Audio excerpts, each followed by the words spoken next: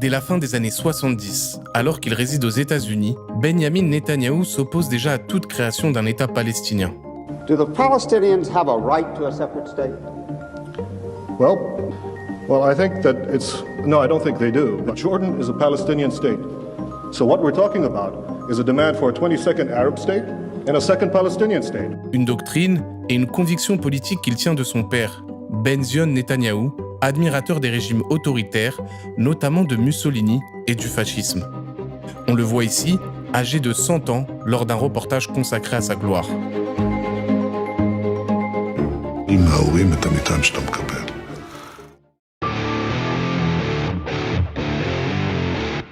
Je m'appelle Sylvain Sipel, je suis journaliste. J'ai été à Courrier International que j'ai dirigé, et puis j'ai été près de 20 ans au Monde également. Le père de Netanyahou, c'est un fasciste sincère. La proposition fasciste, elle lui convenait tout à fait. Quand le fascisme émerge dans les années 20, il adhère totalement au fond politique, idéologique du fascisme. Il éduque ses enfants dans cette pensée-là. Et ça ne l'abandonnera jamais. C'est un homme qui, après la naissance d'Israël, est parti d'Israël parce qu'il détestait les sionistes socialistes, car il n'y avait rien de plus détestable au monde que le socialisme. Son père était un membre, donc, précisément de la fraction ultranationaliste du sionisme. Ce qui caractérise la droite nationaliste sioniste, c'est qu'à aucun moment, ils n'ont accepté l'idée du partage. La grande Palestine devait être pour eux et seulement pour eux. C'est ça l'éducation de Netanyahou. Il est dans ce bain-là. Et il est dans ce bain-là depuis sa prime enfance, en réalité. Donc, si vous demandez d'où il vient, ben voilà, il vient de ça. Et il va le conforter au fil de sa vie. En 1993, un processus de paix est engagé entre Yitzhak Rabin, premier ministre israélien issu de la gauche travailliste, et Yasser Arafat, président de l'autorité palestinienne. Ce sont les accords d'Oslo. Un État palestinien indépendant et souverain et concrétiser une coexistence entre les deux peuples, le peuple israélien et le peuple palestinien. C'était un vrai moment d'espoir pour tout le monde.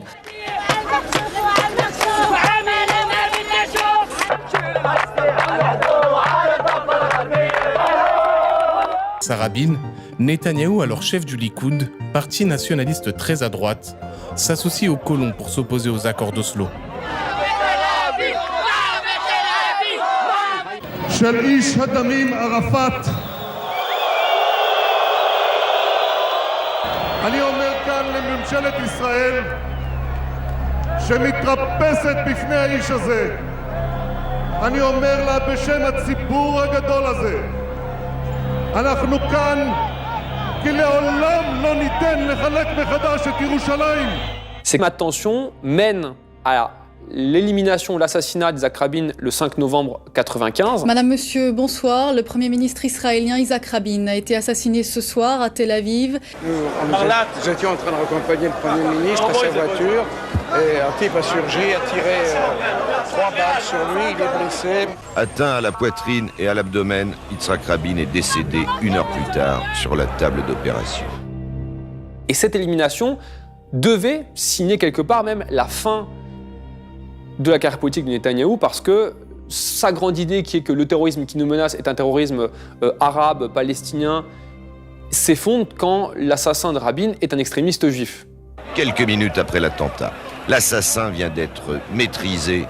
C'est l'homme à la chemise bleue plaqué contre le mur par les policiers. Il s'agit d'un Israélien de 27 ans, étudiant en droit dans une université religieuse. Ce terroriste-là a aussi été armé intellectuellement par les manifestations dont Netanyahou était à la tête. Mais à la surprise générale, quelques mois plus tard et malgré le traumatisme de la mort de Rabin, Netanyahou l'emporte de justesse avec 50,4% des voix. C'est entouré par la foule que Benyamin Netanyahou s'est rendu ce soir devant le mur des lamentations. Sa première prière de Premier ministre, comme Menahem Begin en 1981. Un geste symbolique à l'égard des partis religieux qui l'ont soutenu et qui vont entrer au gouvernement. Et là, quelque part, il y a un basculement où on a le sentiment que c'est fini, la paix n'est plus possible du tout. Et donc, il faut voter pour la droite qui, elle, va nous amener vers une sécurité et surtout une solution militaire forte contre des gens qui veulent nous détruire. Il y a deux idées maîtresses. C'est qu'il ne faut pas qu'il y ait d'État palestinien. C'est ça le plus grand danger qui nous menace. Si les Palestiniens ont un État, alors c'est notre fin. Et le deuxième élément, c'est qu'il faut s'emparer de la terre. Ça prendra le temps que ça prendra. Mais petit à petit, nous parviendrons à nous emparer de la totalité de la Grande Palestine.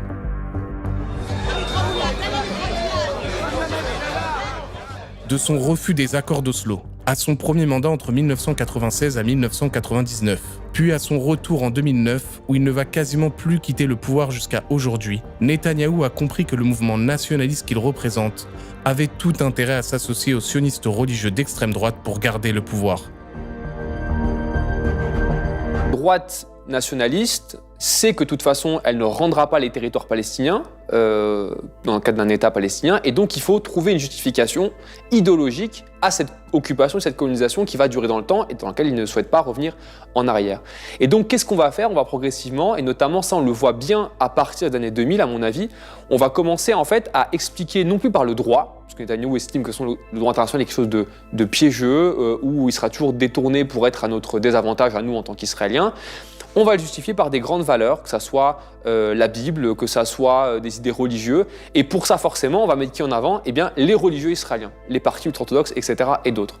Et à l'inverse, eh bien, on va donner à ces ultra-orthodoxes-là l'opportunité, en retour du coup, de pouvoir avoir la main sur différentes questions sociétales en Israël, les questions du mariage, les questions de l'accès ou non à la citoyenneté israélienne. Et ça va permettre de faire une espèce d'alliance, de fusion qui, jusqu'à aujourd'hui, est extrêmement puissante idéologiquement. Aujourd'hui, dans l'offensive israélienne lancée sur Gaza, Netanyahou n'hésite pas à la justifier en invoquant les textes sacrés, quitte à tronquer leur message. נגשים את נבואת ישעיהו. לא יישמע עוד חמאס בארצך, שוד ושבר בגבולייך, וקראת ישועה חומותייך, ושערייך תהילה. יחד נילחם, יחד ננצח. Netanyahou a invoqué donc le livre d'Isaïe, le chapitre 60 d'Isaïe, pour un mot qui est dans ce verset-là, donc au verset 18, puisque c'est un jeu de mots. Il y a écrit, donc je vous le lis en français et ensuite en hébreu, « On n'entendra plus de cris de violence dans ton pays, il n'y aura plus dans tes frontières ni destruction ni calamité, tes murailles tu les appelleras sauvegarde et les portes de tes cités tu pourras t'en glorifier. » Mais en hébreu, on nous dit « Lo ishama od Hamas ». Donc à mes yeux, la première raison pour laquelle il a convoqué ce verset, c'est simplement l'écho « Il n'y aura plus dans tes portes de Hamas », donc c'est-à-dire l'éradication du Hamas, qui représente aussi l'archétype de la violence, puisque en hébreu, Hamas veut dire violence.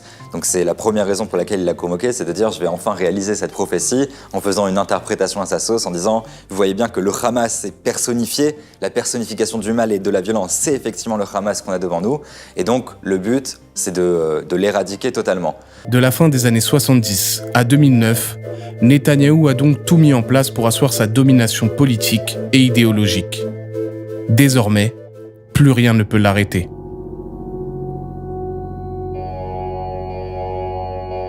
André Malraux disait « Je mens, mais mes mensonges deviennent des vérités ». C'est en suivant cette logique que Netanyahou va propager une fake news au sein de la société israélienne. En 2015, lors du Congrès sioniste mondial, il déclare que Hitler ne voulait pas exterminer les Juifs. Selon Netanyahou, l'idée lui serait venue après sa rencontre avec le mufti de Jérusalem de l'époque, Haj Amin al-Husseini. Hitler didn't want to exterminate the Jews at the time, he wanted to expel the Jews. And Haj Amin al-Husseini went to Hitler and said, if you expel them, they'll all come here. So what should I do with them? He asked. You said, burn them. tous les grands historiens américains, tous les grands historiens israéliens disent « mais c'est une dinguerie, il invente tout ». Benyamin Netanyahou va très loin dans l'idée de diaboliser les populations arabes, jusqu'à même leur faire porter la responsabilité de la Shoah, ce qui est évidemment historiquement complètement faux.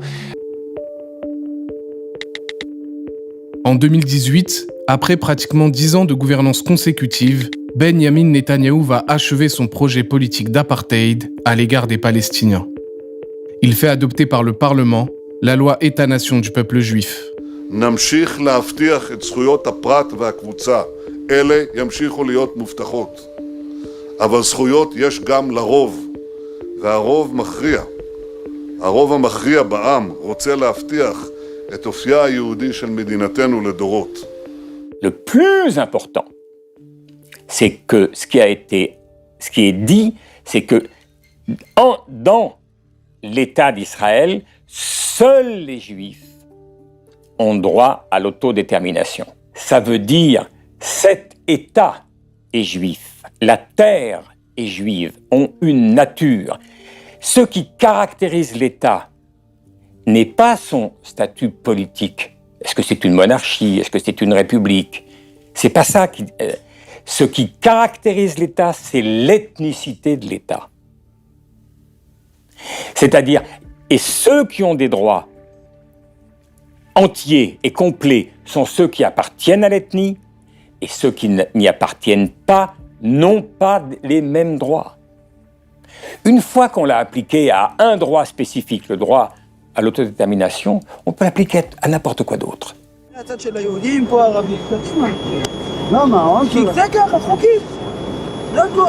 Cette loi, pour moi, c'est l'institutionnalisation de l'apartheid.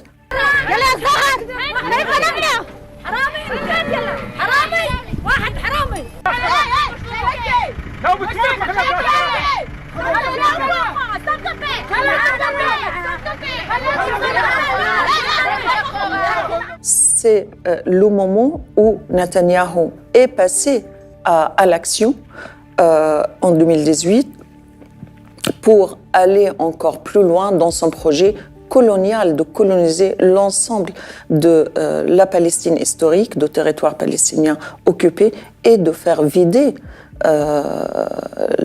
la Palestine historique de sa population palestinienne. Jacob, you know this is not your house. Yes, but if I go, you don't go back. So what's the problem? Why are you yelling at me? I didn't do this. I didn't do this. But it's easy to yell at me, but I didn't do this. You are stealing my house. And if I don't steal it, someone else is going to steal it. No one is allowed to steal it, ya ammi. Netanyahou n'a jamais caché son souhait que le régime d'apartheid, qu'il refuse de considérer comme un terme valide pour qualifier la situation, c'est un vrai projet politique israélien de Netanyahou et de ses alliés. C'est-à-dire le fait de considérer que oui, dans ce territoire-là, des populations n'auront pas les mêmes droits, effectivement, parce que c'est à nous l'opportunité d'avoir l'ensemble des droits et du contrôle du territoire. Et en fait, cette loi État-nation du peuple juif, elle permet de renforcer ces deux points-là, politiques, et elle permet, à mon avis aussi, à l'international, de valider l'idée que Israël n'est pas un État comme les autres, c'est l'État du peuple juif, État-nation du peuple juif. Ça crée un lien quasiment indéfectible entre n'importe quel juif dans le monde et Israël, ce qui est très dangereux, évidemment, politiquement. Et en fait, si on retombe sur le début de ce que j'expliquais, eh bien, ça permet de valider, du point de vue de Netanyahou, le fait que quand on critique Israël, quand on s'oppose à Israël, on s'oppose au pays du peuple juif. Et donc, quelque part, on est antisémite. Voilà, parce qu'on crée les conditions pour attaquer le seul pays du peuple juif au monde, là où à l'inverse, eh bien, des pays, des courants politiques qui peut-être sont antisémites, mais si eux nous soutiennent, ils le sont moins que les autres. It's very refreshing to have a request made to the Prime Minister of Israel that doesn't require money. How can I refuse? I accept it gladly as a sign of our growing friendship.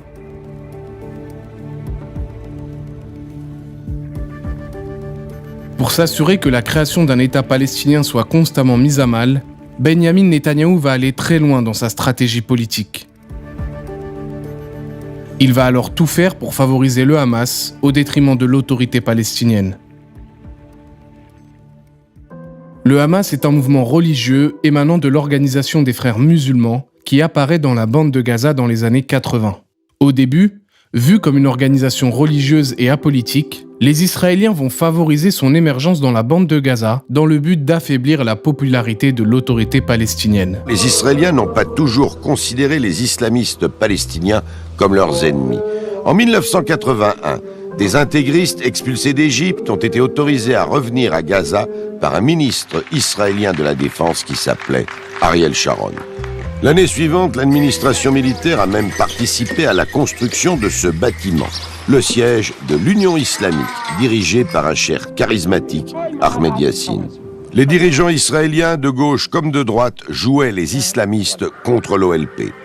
Opposé à tout accord de paix avec Israël, le Hamas va tout mettre en œuvre pour faire échouer les accords d'Oslo.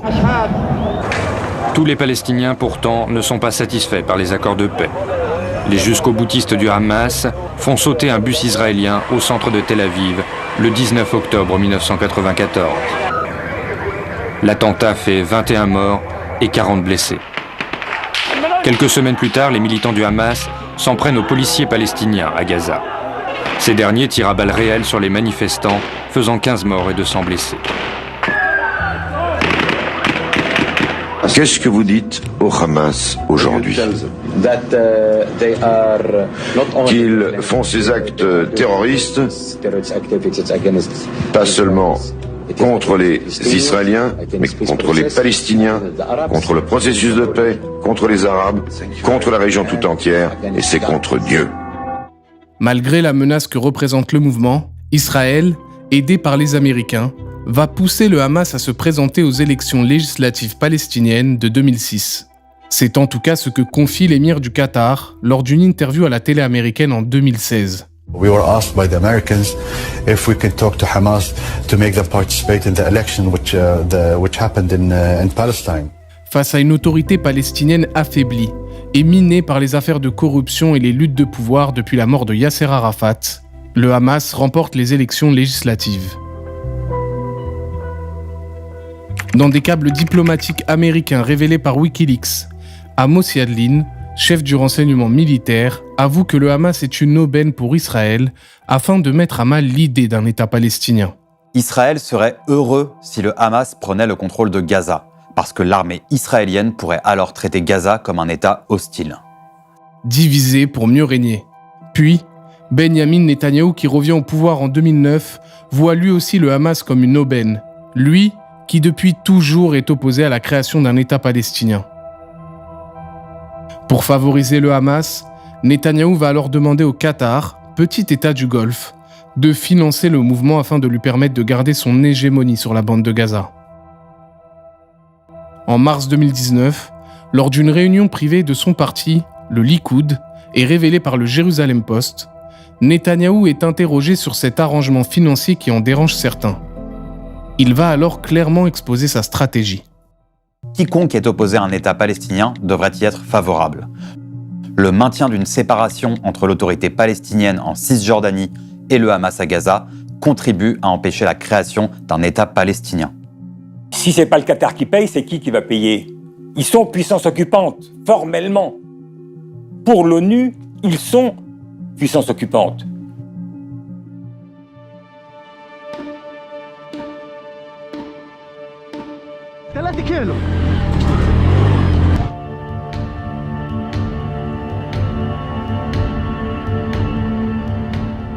Le 7 octobre, le Hamas lance son opération Déluge d'Al-Aqsa, qui fait 1200 morts, dont 800 civils et plus de 200 otages. Non seulement Netanyahou et ses prédécesseurs les ont favorisés, mais surtout, le Premier ministre a été mis au courant par ses renseignements, mais aussi par les Égyptiens et les Américains, que le Hamas préparait une attaque de grande ampleur. Les services de renseignement avaient remonté le fait que le Hamas était en train de préparer quelque chose. Il l'a écarté parce que, et ça je le sais de sources israéliennes, à plusieurs reprises quand on lui a proposé de réorganiser la sécurité autour de la bande de Gaza, il a réaffirmé sa seule priorité, qui est obsessionnelle chez Netanyahou, c'était la Cisjordanie. C'est-à-dire, en aucun cas, on ne doit enlever la moindre force militaire ou de police de Cisjordanie, parce que, pour lui, le point central de sa politique, c'était la reprise de la colonisation en Cisjordanie. Et il ne croyait pas à la capacité du Hamas de lancer une opération à partir de la bande de Gaza. En fait, ce qui est grave, c'est qu'il a surtout révélé son incompétence sur le sujet et son manque total de clairvoyance, alors qu'il ne cessait de parler de sécurité. En réalité, il l'a négligé. Face à cette attaque, Netanyahou décide de répondre par des bombardements incessants et indiscriminés sur la bande de Gaza. אזרחי ישראל, אנחנו במלחמה, לא במבצע, לא בסבבים, במלחמה. הבוקר חמאס פתח במתקפת פתע רצחני נגד מדינת ישראל ונגד אזרחיה. Aujourd'hui, l'armée israélienne a fait plus de 25 000 morts, détruit plus de 70% des habitations et a forcé plus de 85% de la population à se déplacer vers le sud. Par contre, ce qui est sûr, c'est qu'à cause de l'offensive qu'il a lancée sur la bande de Gaza, et surtout des plus de 30 000 morts qu'il aura fait et 4 fois plus de blessés, il a garanti au Hamas son recrutement pour les 20 années à venir. Il y a toute une génération de jeunes Palestiniens qui n'aura en tête que de se venger de cette guerre-là. Et ça, c'est terrible pour la sécurité d'Israël. Pour moi, c'est une absence totale de stratégie. La bonne stratégie, c'est celle dont ils ont fait la démonstration à Beyrouth, en allant tuer un vrai chef du Hamas, et pas des sous-fifres, ni en faisant 10 victimes collatérales pour chaque cible visée, en allant tuer le numéro 2 du Hamas, dans une frappe parfaitement ciblée, alors que la personne se croyait intouchable, et de montrer que, au fond, il avait une responsabilité dans l'attaque du 7 octobre. Son avenir, c'était de mourir. Voilà. Ça, pour moi, c'est une vraie opération de contre-terrorisme. A contrario, et c'est ça qui fait mal, parce qu'on voit bien qu'Israël sait faire du contre-terrorisme, lancer une offensive militaire massive contre un camp de réfugiés à ciel ouvert, dont les gens ne peuvent pas s'échapper puisqu'ils sont assiégés, dans lequel il y a 2,3 millions de personnes qui sont massées, et de tirer dessus avec des bombes de 250 kilos, des tirs d'artillerie qui correspondent à la même chose, hein, c'est des salles de 6 obus de 45 kilos, c'est exactement la même chose. Un obus sur 2, plutôt une bombe sur 2 aérienne, n'est même pas guidée. Ça veut dire que on fait un carnage assumé. Avant même de tirer, on sait qu'on va faire un maximum de victimes, puis au milieu, il y aura peut-être quelqu'un du Hamas. Mais qui peut croire, en tout cas comme ancien militaire, que parce qu'on va s'attaquer au tunnel du Hamas, on va détruire le Hamas. Or, aujourd'hui, pour moi, ce qui est totalement inacceptable dans la stratégie de Benyamin Netanyahou et de son gouvernement, c'est qu'ils ont volontairement fait une confusion entre le Hamas, qui est un mouvement terroriste, et la population palestinienne. Et ça, ils n'ont pas le droit de le faire. Typiquement, ils ont fait plus de 30 000 morts. Il y a peut-être 3 000, 4 000 miliciens du Hamas à l'intérieur, et encore, on ne le sait même pas. Ça veut dire que 90% des victimes de leur guerre sont des civils. Ça s'appelle un carnage. Quel but Netanyahou cherche-t-il à atteindre en détruisant ainsi la bande de Gaza ? Ce qui est sûr, c'est qu'avant l'attaque du 7 octobre, le pouvoir de Netanyahou était remis en cause par une partie de la société israélienne. Les manifestants s'opposaient à une réforme de la justice qui vise à empêcher les juges de la Cour suprême israélienne d'annuler les décisions du gouvernement. Le Premier ministre est également englué dans des affaires de corruption, fraude et abus de confiance. Mais surtout, aujourd'hui, il semble que la conquête de la bande de Gaza ne soit plus un secret. Le 25 décembre 2023, lors d'une réunion avec les députés de son parti et rapportée par plusieurs médias, Netanyahou a pour la première fois évoqué un plan de migration volontaire des Gazaouis. Il a notamment déclaré que « Notre problème, ce sont les pays qui sont prêts à les accueillir, et nous y travaillons. » Ces ministres n'hésitent pas à affirmer publiquement leur volonté de coloniser Gaza.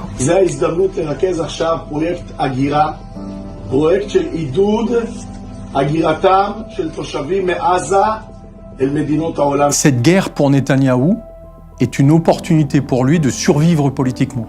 Et d'ailleurs, c'est inquiétant parce qu'il fera tout pour rester en guerre. Mais très bien que le jour où il arrête son offensive militaire, entre les comptes qu'il devra rendre à la société israélienne, les otages, dont il n'a pas cherché en fait à épargner la vie, quoi qu'il ait raconté. La seule fois où il y a des otages qui ont été libérés, c'est quand enfin il a accepté d'interrompre pendant une semaine son offensive militaire. Netanyahou n'a plus aucun avenir politique. Et son seul horizon pour se maintenir encore un temps, c'est clairement de rester en guerre, de dire on n'a pas le temps de parler politique parce que vous comprenez, il y a une guerre qui est en cours. L'ONU n'hésite plus à alerter quant au risque de génocide en cours à la bande de Gaza. Un collectif d'avocats a donc décidé de poursuivre Netanyahou devant la Cour pénale internationale en tant qu'auteur du crime de génocide. Je m'appelle Gilles Devers, je suis avocat au barreau de Lyon, je suis inscrit au barreau de la Cour pénale internationale. Je suis le rédacteur de la plainte qui a été déposée à propos de la Palestine sous la qualification de génocide contre les dirigeants israéliens. Netanyahou est un criminel de guerre vu qu'il l'a revendiqué lui-même. Il dit « Personne n'a fait autant que moi pour la colonisation » et la colonisation est définie par un crime de guerre par le statut de la Cour pénale internationale. Donc on a une facilité avec ce monsieur, c'est que alors on sait qu'il est dans la ruse, dans le mensonge et dans la provocation perpétuelle. Et donc il y a une institutionnalisation de l'impunité qui fait que, n'étant pas freiné, il va de plus en plus. Et on est actuellement dans une fuite en avant qui justifie pleinement de dire qu'à ce jour, il mérite une accusation comme auteur du crime de génocide, concepteur et exécuteur. Et vous savez que je donne pas mon opinion, ça n'a pas beaucoup d'intérêt, mais je parle du droit, et le droit pénal international, c'est le statut de la Cour pénale internationale qui définit à l'article 8 les crimes de guerre, à l'article 7 le crime contre l'humanité, et à l'article 6 le génocide. C'est-à-dire que le génocide est plus grave même que les crimes contre l'humanité. Donc c'est quelque chose qu'on ne doit jamais voir. Et de long terme, j'entends à propos de la Palestine, on dit génocide, sociocide, enfin des choses comme cela, et j'ai toujours protesté en disant n'abîmez pas les mots, il y a un sens juridique. Mais là, quand on voyait à la fois les déclarations sur le fait que les Palestiniens sont en dehors de l'humanité et qu'ils ont peur à vivre sur cette terre, et puis le systématisme des attaques contre la population civile, on avait les éléments de réflexion pour dire qu'on rentrait dans la définition juridique du génocide. Et cette définition, elle reste méconnue. Je vois le débat en France, elle reste méconnue, parce qu'on en reste uniquement à la première définition, qui est la destruction physique d'un groupe, d'un groupe social. Donc clairement, le génocide juif par les nazis, voilà, destruction systématique physique. Mais il y a un deuxième génocide qui était théorisé dès l'époque, et qui est dans la Convention dans le génocide, et qui est dans le statut de la CPI, et qui est dans la jurisprudence, qui est le génocide par la destruction des conditions d'existence de ce groupe. Et qu'est-ce qu'on trouve comme critère de ce génocide par destruction des conditions d'existence? La privation d'accès à l'eau, la privation de la nourriture, la privation d'accès aux soins, la destruction des maisons, les transferts forcés de population. Là, il s'ajoute des bombardements, il y a des bombardements systématiques, et tous ces faits sont concrétisés par une intention, l'intention génocidaire qui est la moitié de l'infraction du génocide et qui consiste à dire que les autres ne sont pas comme nous et qu'il y a une volonté d'éliminer ce peuple. Mensonges, affaires de corruption, crimes de guerre et accusations de génocide. Tout cela annonce-t-il la fin du règne de Netanyahou? Même si demain sonne la fin de Netanyahou, et je vais être très prudent sur ça parce qu'on est loin encore d'arriver à ça, ça ne signifiera pas la fin de la droitisation d'Israël.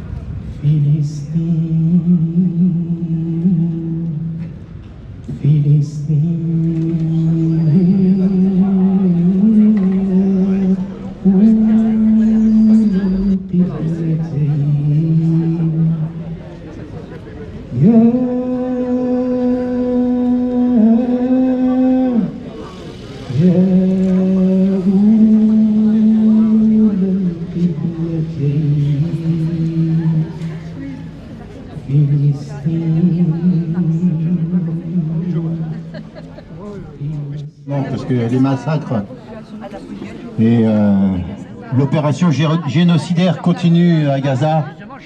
Donc, comme d'habitude, on va lire un point d'actualité, un point d'étape sur ce qui se passe à Gaza.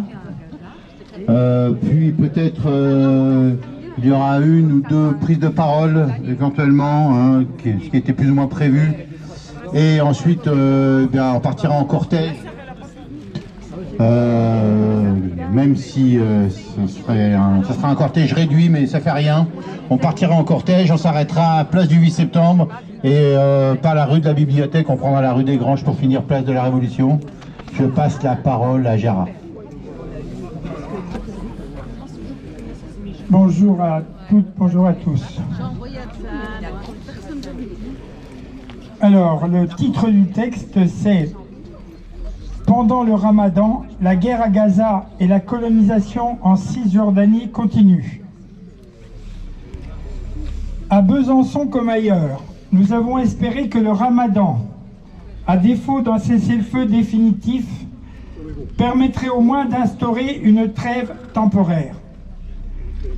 Mais la folie meurtrière et l'action cruelle de Netanyahou et de son gouvernement d'extrême droite n'ont pas de limite et le processus génocidaire se poursuit. Maître Gilles Devers, qui a déposé une plainte pour génocide devant la CPI contre les dirigeants israéliens, rappelle à ce sujet que la Convention sur le génocide donne 2 sens juridiques à ce mot. Le premier, c'est la destruction physique d'un groupe social. Et c'est bien ce qui se passe à Gaza, au moins en partie, avec les dizaines de milliers de morts, de blessés, de mutilés. Mais il y a une deuxième définition. Le génocide par la destruction des conditions d'existence de ce groupe. Il est alors précisé que cela signifie la démolition des habitations, la privation de l'accès à l'eau, à la nourriture et aux soins, et le transfert forcé de population. Or, les exactions de l'armée d'occupation israélienne correspondent largement à cette définition. Pour Maître Devers, l'intention génocidaire ne fait plus aucun doute, puisque les dirigeants israéliens revendiquent eux-mêmes leur volonté d'éliminer le peuple palestinien en le diabolisant, en le déshumanisant et en rendant Gaza inhabitable. Dans le monde musulman, le Ramadan est un moment de jeûne, mais c'est aussi une occasion de faire la fête, de se retrouver avec la famille et les amis, d'organiser des réjouissances collectives. Or, en ce moment à Gaza, c'est la désolation et le deuil. Ce sont des milliers de morts, de blessés, de mutilés, d'orphelins. C'est l'absence même de toit et l'impossible accès à l'eau, à la nourriture et aux soins. Pourtant, des centaines, peut-être des milliers de camions d'aide humanitaire sont prêts du côté égyptien à la frontière de Rafah pour venir en aide aux 2,3 millions de Palestiniens frappés par la famine. C'est l'État d'Israël qui bloque délibérément l'acheminement de l'aide dans l'intention d'aggraver encore plus la famine en cours. Les largages par avion et le pont maritime ne sont que des pis-aller qui démontrent surtout le manque de courage politique des États-Unis et des pays occidentaux pour dire stop à Israël. C'est eux qui doivent imposer à Netanyahou l'arrêt des combats et ils disposent de nombreux moyens de pression, mais ils refusent de les utiliser. Seul l'arrêt de la guerre, l'ouverture de plusieurs points de passage à la frontière de Gaza et la fin des obstacles israéliens pourront permettre d'acheminer l'aide humanitaire et d'en finir avec la famine. Et pendant ce temps, en Cisjordanie, la colonisation s'accélère. De nombreux colons, soutenus par l'armée d'occupation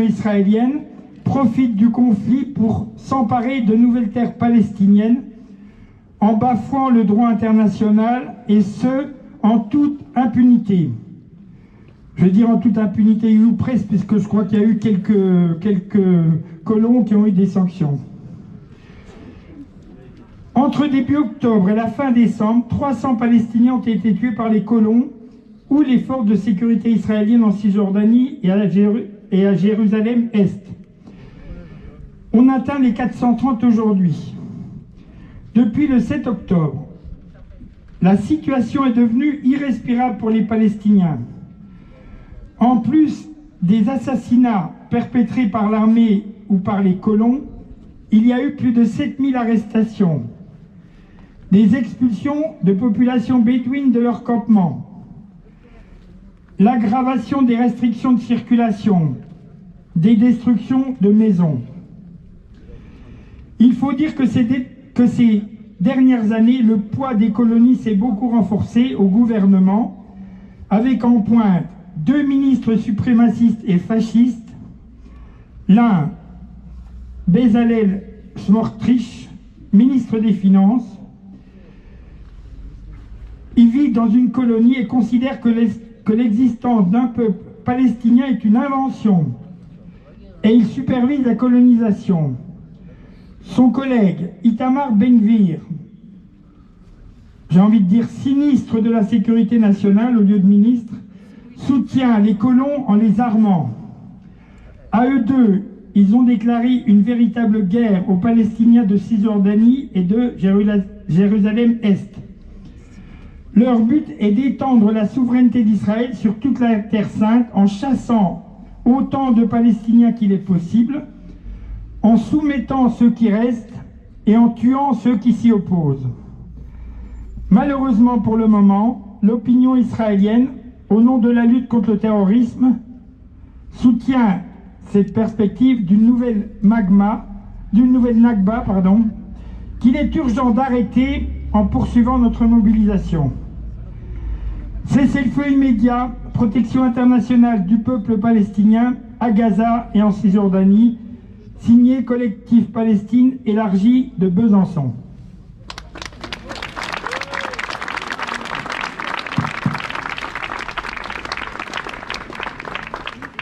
Je passe la parole.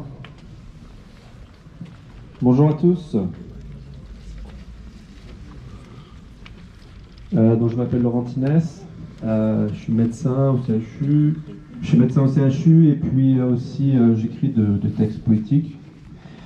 Et donc c'est vrai que depuis le 8 octobre, on est nombreux à plus trop dormir la nuit avec toutes ces histoires. Donc je profite de cette occasion parce que vous savez que c'est le printemps des poètes là au mois de mars.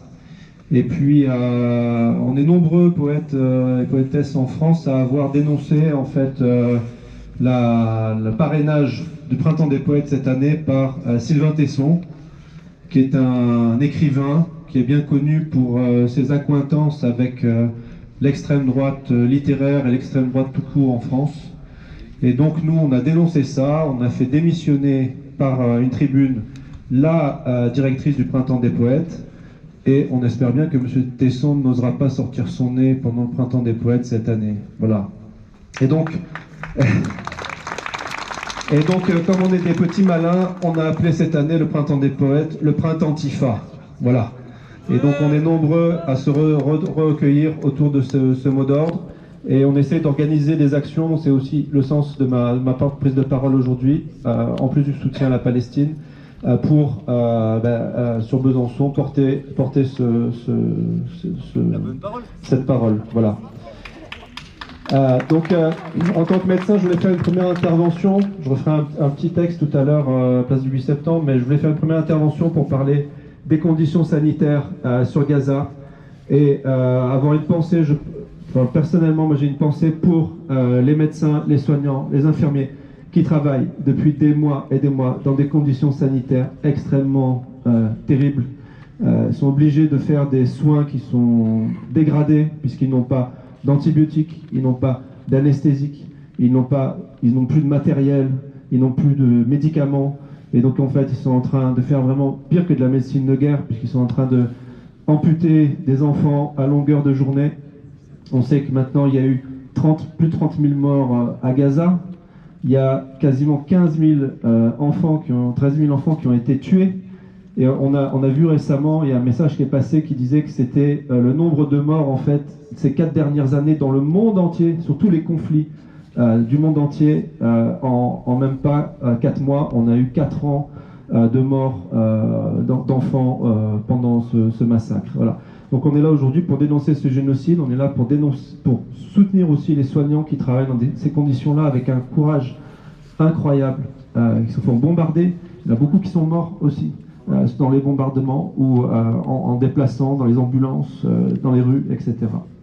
Voilà. Et donc je voulais aussi penser à un confrère, un poète qui s'appelait Laurent Gaspard, qui est un très grand poète français, pas très connu, qui a été primé à plusieurs reprises et qui était aussi chirurgien.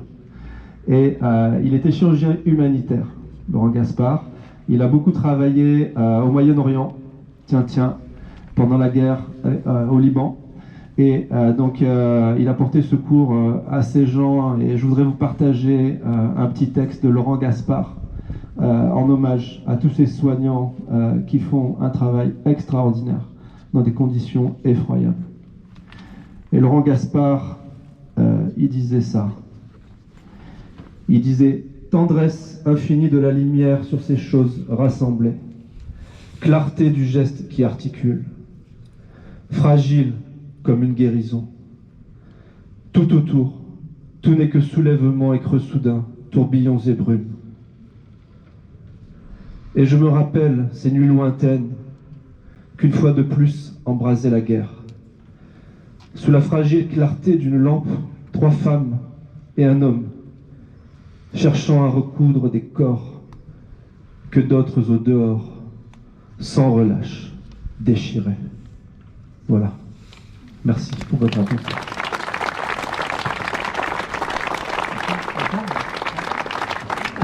Donc là, on va partir en cortège par là-bas, par la rue Pasteur. On s'arrêtera donc...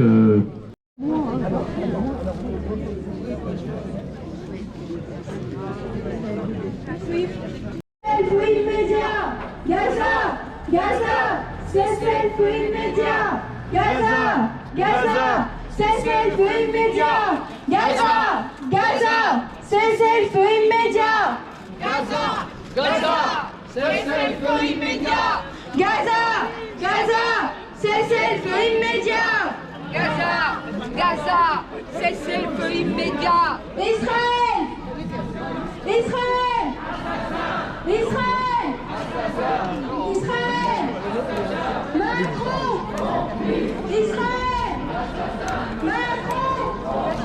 Israël! Français, voilà.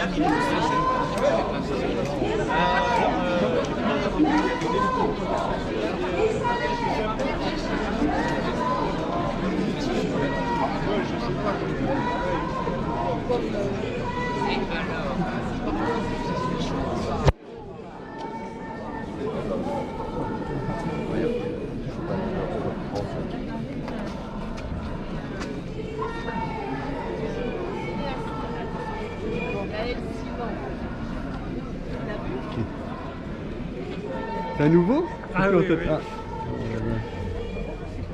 Ah, c'est bon. Elle est bonne celle-là, le siècle des Lumières. Vous avez les étoiles. C'est la brève.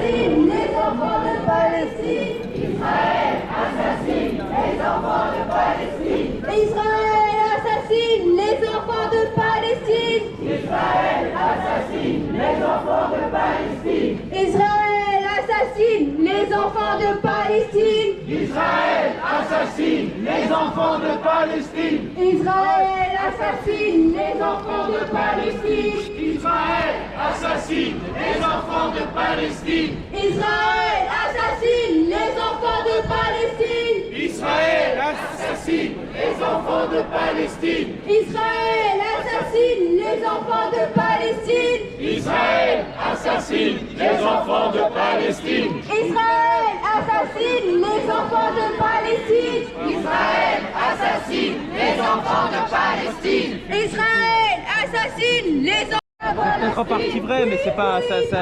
C'est une revendication.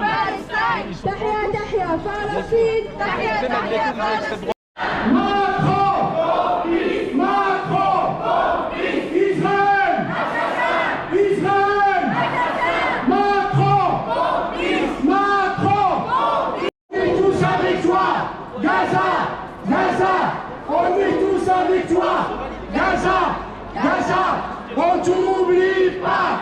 Gaza! On t'oublie pas! C'est un génocide! Ce n'est pas une guerre! C'est un génocide! Ce n'est pas une guerre! C'est un génocide! Tous des Palestiniens! Nous sommes tous des Palestiniens! Nous sommes tous des Palestiniens! Nous sommes tous des Palestiniens! Gaza! On est tous avec toi! Gaza! On t'oublie pas!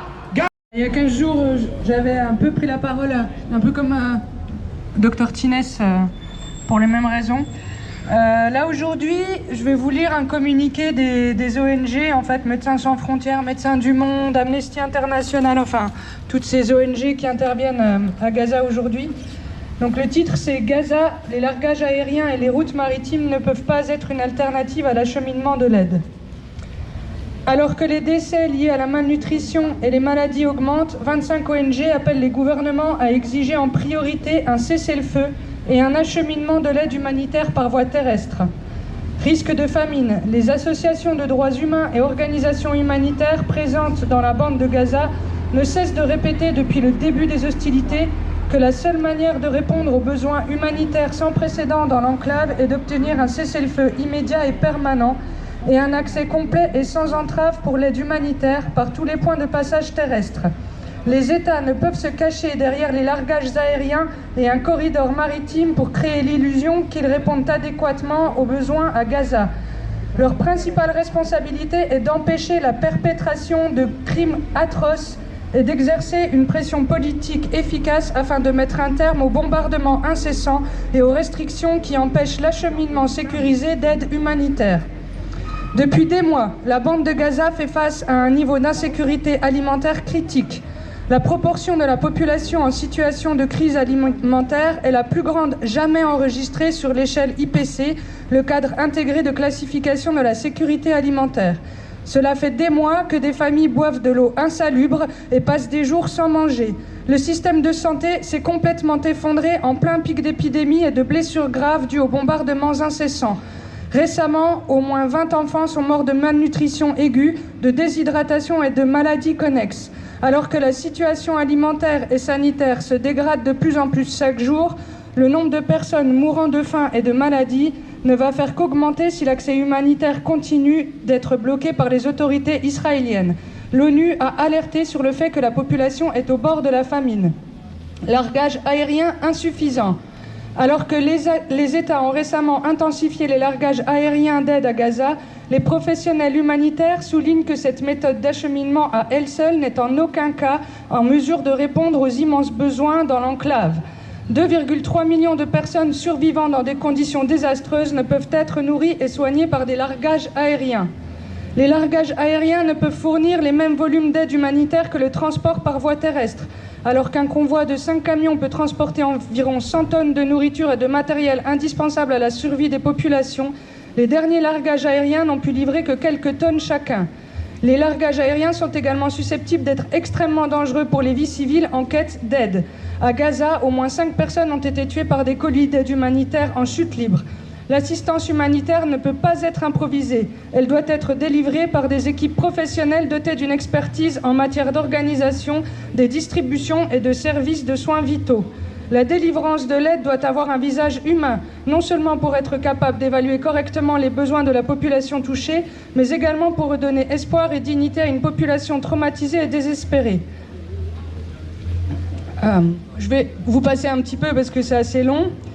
Les points de passage terrestres sont essentiels. Des États tiers ont récemment annoncé des efforts pour ouvrir un corridor maritime à partir de Chypre, dont la création d'un port flottant sur la rive de Gaza qui ne sera pas opérationnel avant plusieurs semaines. Des familles entières meurent de faim et ne peuvent pas attendre la construction d'infrastructures côtières. Pour sauver leur vie, les camions remplis de nourriture et de médicaments actuellement interdits de pénétrer dans Gaza doivent être autorisés à rentrer sur le territoire immédiatement. En outre, les envois depuis Chypre vers les points de distribution autour de Gaza seront confrontés aux mêmes obstacles que rencontrent actuellement les convois d'aide en provenance de Rafah, une insécurité persistante, un taux élevé de refus d'accès par les forces israéliennes et des temps d'attente excessifs aux postes de contrôle. Au cœur de ce contexte dramatique, nous reconnaissons que toute aide est nécessaire, mais nous alarmons sur les conséquences potentiellement dévastatrices de la création d'un dangereux précédent conduisant à la dégradation de l'accès humanitaire terrestre et à la poursuite des hostilités. La réponse humanitaire appropriée aux immenses besoins à Gaza est celle d'un accès sans entrave pour le personnel et l'aide humanitaire prépositionnés depuis des mois du côté de l'Égypte.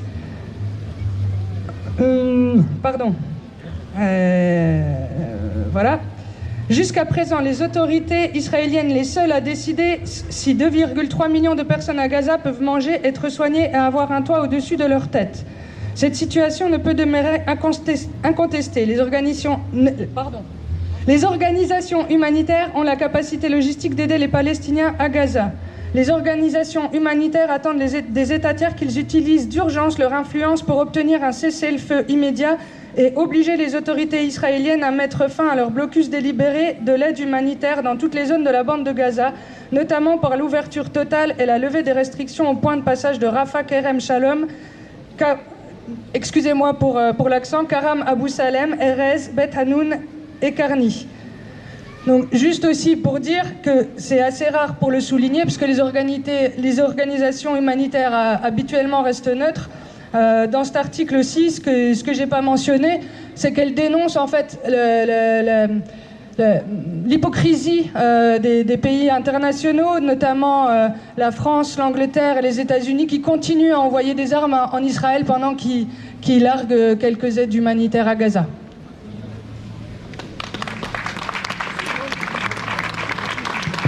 Donc, avant de repartir en cortège, peut-être un nouveau poème.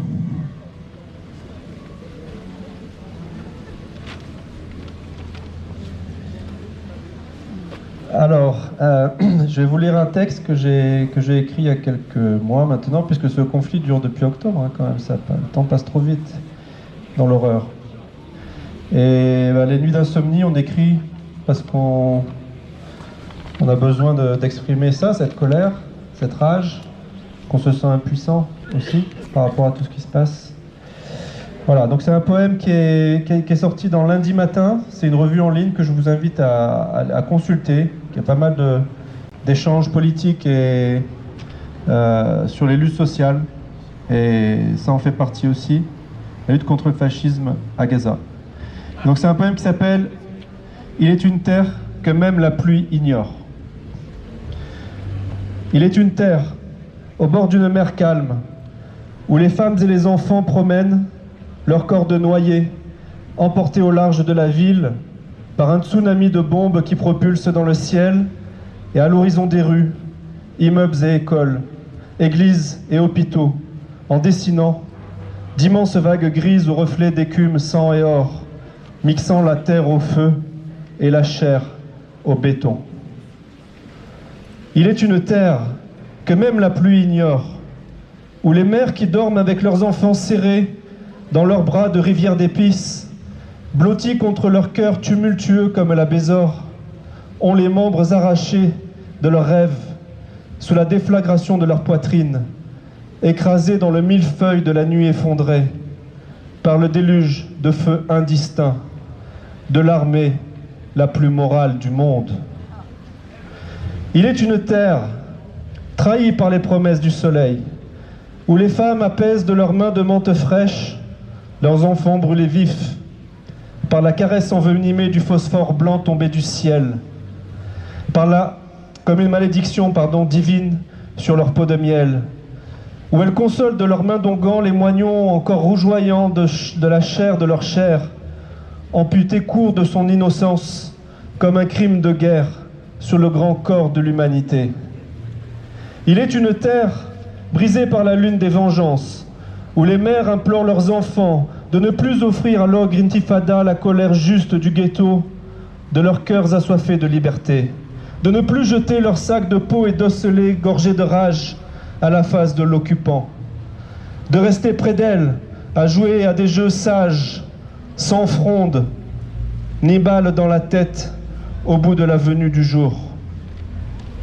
Il est une terre arasée par la haine coloniale, où les femmes pleurent chaque matin les corps de leurs enfants calmes, alignés comme des offrandes drapées de lumière sur l'autel de la cour de l'hôpital, que les officines inquisitrices viennent encore tourmenter jusque dans la tombe, en discutaillant le chiffre exact du décompte de l'horreur.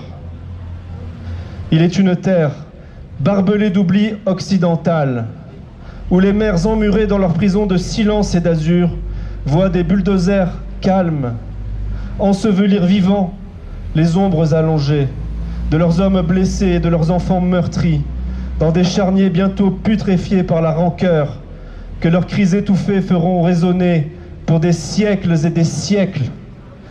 Il est une terre abandonnée des nations où les femmes, les enfants et les hommes n'ont plus à manger et à boire que la poussière du chemin d'un nouvel exode, sur lequel le corps martyrisé de tout un peuple avance digne, mais affaibli par les stigmates d'un nouveau génocide, que la chair, le sang, les balles et les missiles gravent au ciel indélébile de la mémoire humaine, sous un nouveau nom qui s'appelle Palestine.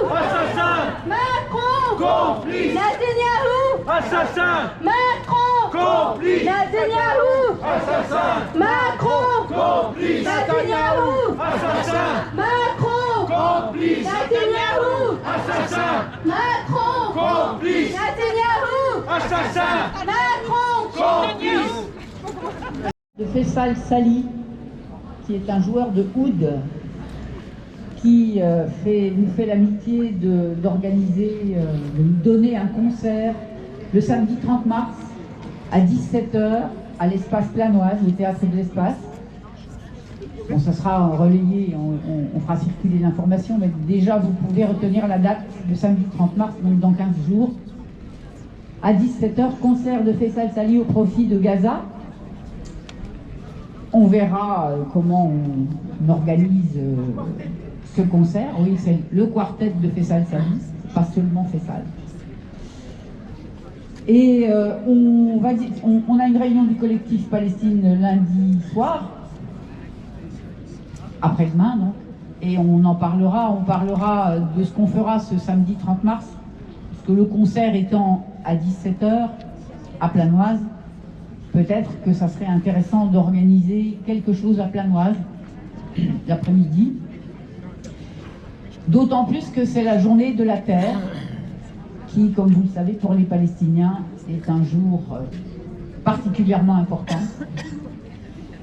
Voilà, donc c'est des choses à réfléchir au collectif Palestine de lundi. Hein, ça va être un poème en arabe, et ensuite ça sera traduit, mais d'abord... Bonjour à tout le monde. Nous constatons aujourd'hui que, en dépit des appels incessants au cessez-le-feu, le programme d'extermination continue. Car ce programme, il est inscrit dans le projet sioniste, qui est expansionniste. On n'arrête pas d'annexer des territoires. Le Golan est un des exemples. On a tout rasé. Aujourd'hui, Gaza, c'est un champ de ruines. Un champ de ruines. Vous imaginez dans quel univers morbide ces jeunes vont grandir avec des séquelles, des traumatismes qui seront gravés à jamais dans leurs esprits. Il y a beaucoup d'enfants, on a parlé des morts, mais il faut savoir qu'il y a plus de 70 000 blessés à Gaza. Gaza, c'est un petit territoire qui s'étale sur 41 km, 12 à 5 km de largeur. Ça, il faut le savoir. Il faut distinguer la bande de Gaza de la ville de Gaza. Gaza, c'est la ville la plus importante, au Santas, 700 000 habitants. Israël a demandé aux habitants de Gaza d'aller dans le sud, à Rafah. Et en allant à Rafah, on a transformé Rafah en cimetière. La mort est partout, et omniprésente partout. Les enfants qui ont perdu leurs parents, qui ont perdu leurs frères, des familles disloquées à jamais. Comment peut-on reconstruire tout ça? D'un côté, honte aux puissances occidentales qui arment Israël et qui donnent de la farine aux Palestiniens. C'est honteux. Ça, c'est la honte. Voilà. Donc, concernant ce programme d'extermination, il n'a pas démarré le 5 octobre 2023. Mais ce programme, il est inscrit depuis la création de l'État d'Israël. Et je vous conseille de lire, malheureusement, ce livre. Il est introuvable, car il n'est plus réédité. Dylan Papp, c'est un Israélien, et je le salue. Le livre s'intitule « Le nettoyage ethnique de la Palestine ». On peut le trouver en format numérique. Merci.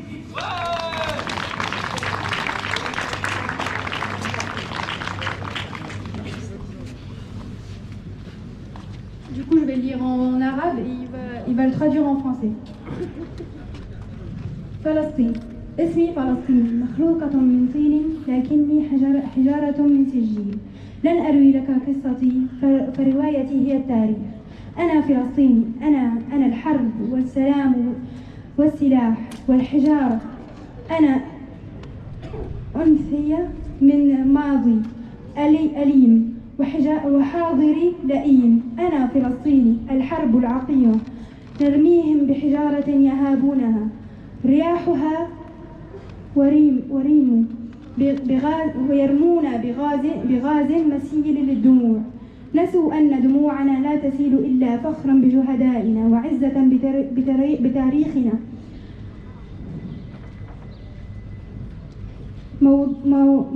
موعدنا بنصر قريب.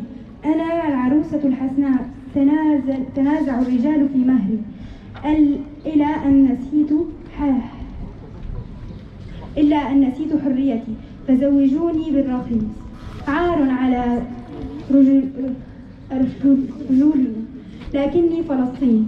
فاء فليست إلا لنا، لام لا لنا وخلقت لنا، سين ستبقى وستعود لنا، طاء طبعت على قلوبنا، ياء يا حظ من شم هواها، نون نسوا من يكون رجالها. Donc, je vais essayer. Palestine, Palestine, en arabe.